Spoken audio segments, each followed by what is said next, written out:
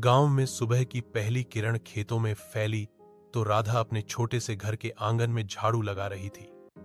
एक मामूली सी झोपड़ी जहां खपरेल की छत बारिश में टपकती थी, लेकिन उसमें रहने वालों का हौसला कभी नहीं टपका। राधा की मां शोभा गांव की औरतों के साथ मजदूरी करने जाती थी। हर दिन की शुरुआत राधा के लिए जिम्मेदारियों से होती।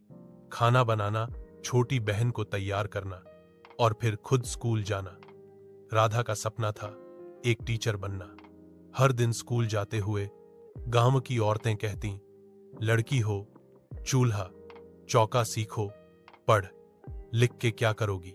लेकिन राधा की मां, जो खुद सिर्फ तीसरी कक्षा तक पढ़ पाई थी, हमेशा कहती, पढ़ बेटा, मेरी तरह अधूरी मत रहना। राधा की पढ़ाई आसान नहीं थी। किताबें पुरानी थीं, यूनिफॉर्म फटी हुई, चप्पल टूटी हुई और अक्सर पेट खाली। लेकिन उसकी आंखों में एक चमक थी जो गरीबी की धूल को पीछे छोड़ने का इरादा रखती थी। संघर्ष एक दिन स्कूल में भाषण प्रतियोगिता थी। विषय था बेटी बचाओ बेटी पढ़ाओ। राधा ने जब स्टेज पर बोलना शुरू किया तो पूरे गांव ने पहली बार उस मासूम लड़की की आवाज में हिम्मत को महसूस किया। हम बेटियां हैं तो बोझ क्यों, हमें भी उड़ना है, बस पंख दो। तालियों की गूंज में उसकी मां की आंखें भर आईं। लेकिन जैसे जैसे राधा बड़ी हो रही थी, गांव की सोच और समाज की दीवारें ऊंची होती जा रही थी। एक दिन उसकी मां ने कहा, तेरे मामा का फोन आया था, एक रिश्ता आया है तेरे लिए। लड़का शहर में काम करता है, मोटरसाइकिल भी है। राधा सन्न रह गई। मां, मेरी बोर्ड की परीक्षा आने वाली है, अभी शादी का मतलब सब खत्म। मेरा सपना, मेरा स्कूल। मां खामोश हो गई और बोली, मैं तेरे साथ हूं, लेकिन समाज की बातों से डर लगता है।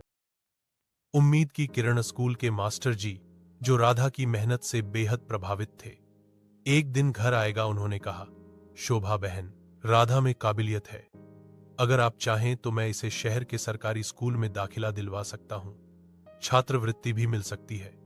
शोभा ने आंसू पोंछे, बस आप इसे उस मोड़ तक ले जाइए जहां से ये खुद अपनी राह बना सके। नया सफर। राधा पहली बार गांव से बाहर निकली, शहर के सरकारी हॉस्टल में रहने और पढ़ने के लिए। वहां की दुनिया अलग थी, नए लोग, नई बोली और कभी कभी ताने भी। गांव की हो, तुम्हें तो इंग्लिश भी नहीं आती होगी। राधा चुप रहती, लेकिन हर ताना उसके इरादों को और मजबूत कर देता। राधा ने दिन रात एक कर दिए। उसकी मेहनत रंग लाई। 12वीं में उसने जिले में टॉप किया। अब उसका सपना था B.Ed करना और अपने गांव लौटकर वहां की लड़कियों को पढ़ाना। गांव की वापसी। 3 साल बाद राधा गांव लौटी, लेकिन इस बार उसकी आंखों में डर नहीं, आत्मविश्वास था।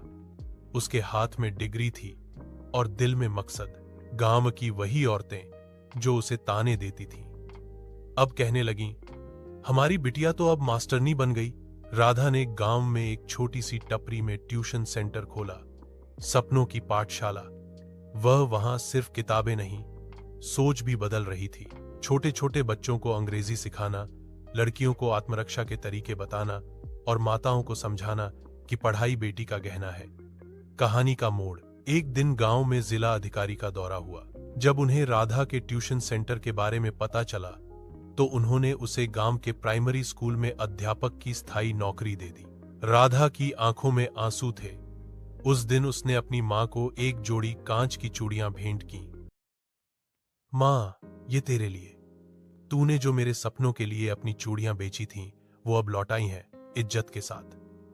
मां ने उसे गले से लगाया और कहा, आज तूने साबित कर दिया कि बेटियां बोझ नहीं, सम्मान होती हैं। सीख, सपनों की कोई जात, लिंग या सीमा नहीं होती। अगर एक मां और बेटी साथ खड़ी हो जाएं, तो दुनिया झुक सकती है, समाज की सोच बदली जा सकती है, एक सही शिक्षा और हौसले से।